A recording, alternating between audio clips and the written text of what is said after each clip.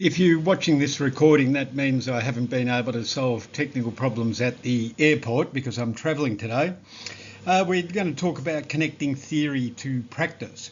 And the problem for many of us coming from industry is that we've got practical problems that we want to solve using academic rigour, but it's hard to approach those practical problems using academic approaches to building knowledge.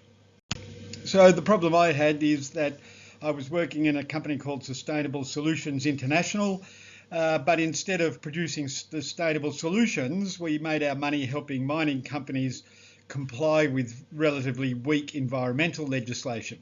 So the question I had is, why can't business be sustainable? Same question works from the other end. The United Nations asks, why can't business help deliver the Sustainable Development Goals? We're nowhere near reaching them, they warned in July last year. So this is a big problem. The approach I was going to take is to review all of the sustainability transitions literature, find out what theoretical frameworks and tools and theories worked, which situations they worked best in, then talk to businesses and find out what problems they had, what their situation was, match the theory and practice to the business needs so that we would be able to find the tools that worked for business.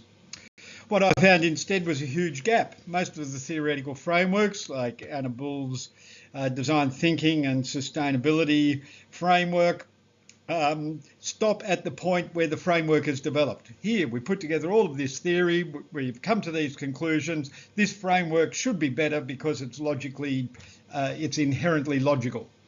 They don't do a lot of work in terms of how they might be implemented, and there's almost no evidence of the impact that they have when they are applied. And that was true across 450 different papers that I read. So I started to look in detail at what the different areas of research had in common. Are there any connections, any agreement on any topic, any evidence of progress?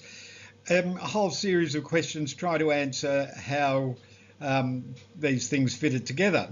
And so behind my head there you can see a key to the diagram. There's a three-dimensional cube. One dimension is factors, another dimension is the approaches that business take, and the final dimension is outcomes.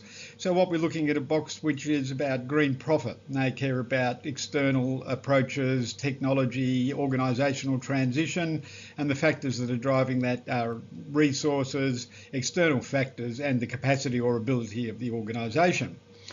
So furious agreement on some things and then major disagreement on other things. So here are the people who care about social justice or radical systemic change. They're both towards the front face of the cube closest to us, but they're in completely different areas in terms of approaches and factors.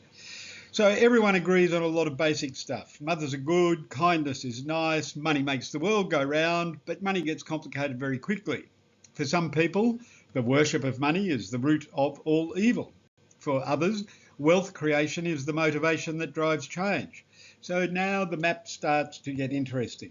When I mapped what's happening in food networks in southeast Queensland, we find that the big money is in agribusiness, also high-tech production of food, making it more efficient, biosynthesising food in stainless steel vats. The circular economy has a big overlap with that, making inputs more efficient. Food-related small to medium enterprise working in that space, but they're also working in other spaces. There's a big overlap with social enterprise in that area. That goes to community-based food programs. Then there are social justice people delivering food charity to those who are less well off. They all have different relationships with government, and the systemic change people have no relation with government at all.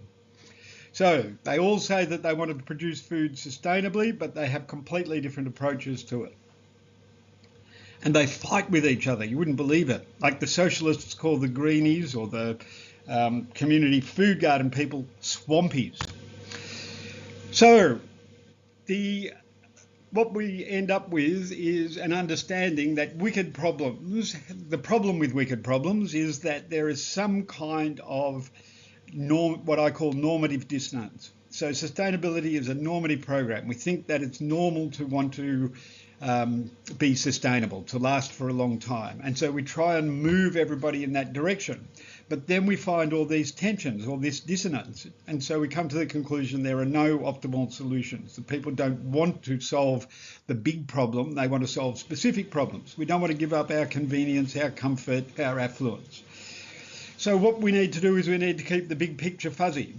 We need to focus on local solutions where we can agree on a particular outcome. And then the government's role is to coordinate all of that behaviour so that we don't fight with each other, and so that we're not working against each other, but we're working on our own local solution that works for our part of the world. And how did I come to that conclusion? Well, most of us start with a literature review. So when we look out on the left-hand side, we see a series of papers, and then across the top we have a series of concepts. And so each concept is more or less important in each of those papers. Now, normally that's our data collection, and then we start to look for patterns, clusters, themes in among those concepts. Everybody agrees with the concepts on the left here, but there's less agreement in some of the others, and we can see that some are sort of grouped. What I did instead is I looked at which concepts appeared together in papers, and so which concepts think other concepts are important. And so when I organise it like that, we see that I end up with a diagonal. Every concept thinks that it is important. Every concept appears with itself in other papers. And when I drop that down to just whether it's important or not, we see a similar pattern. The diagonal is visible, but we see the patterns more clearly.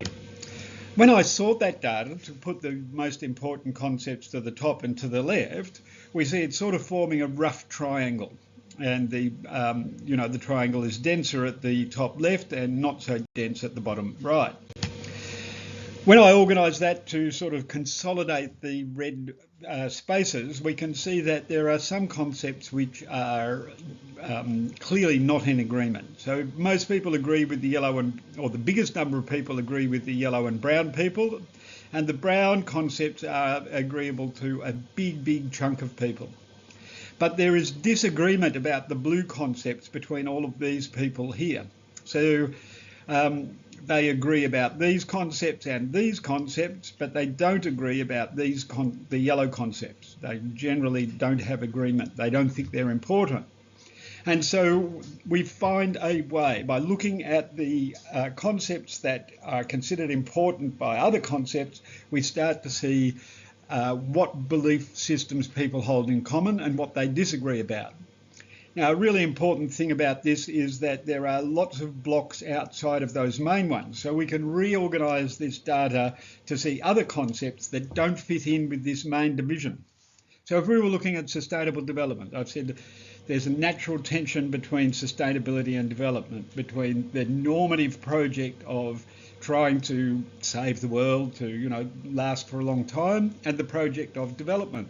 So we have some concepts that are about sustainable development that a huge number of people agree with, but some people focus on development and other people focus on sustainability. So the role of government then is to try and sort that out. We call this correlating resonance. So we're unpacking wicked problems using configurational analysis. And the configurational analysis means we're looking for the patterns to identify what beliefs people have in common. So we've got a book chapter published on that in a book about neutrosophy, which is a whole other story. And then Lewis and I are off to Oslo to present this paper to a conference in June. So thanks for your attention.